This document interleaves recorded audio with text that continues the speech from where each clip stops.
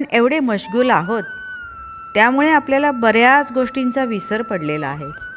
रोज सकाळी उठल्यापासून चहा, नाश्ता, जेवण, ऑफिस, फिरणे, रोजचे कामकाज, जबाबदाऱ्या, घर, शाळा, आजारी, आप्तस्वकीय वगैरे वगैरे चालूच असते.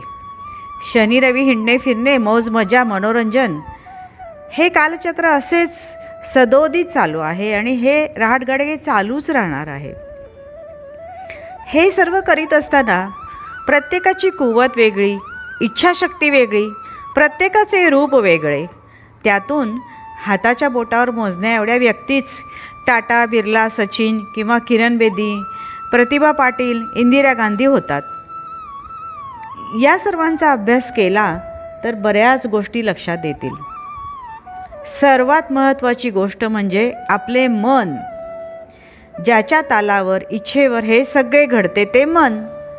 त्याला जे वाटेल तेच तो करतो. म्हणून आपण जिथे आहोत तिथेच राहतो. या मनाला स्वतःची मनमानी करण्याची सवय आहे. त्यामुळेच त्याला प्रत्येक गोष्ट करण्याचा कंटाळा येतो. आपण खूप काही ठरवतो, मनात मनोरे रचतो, पण प्रत्यक्षात काहीच घडत नाही. कारण आळस हा त्याचा शत्रू आहे. मन म्हणते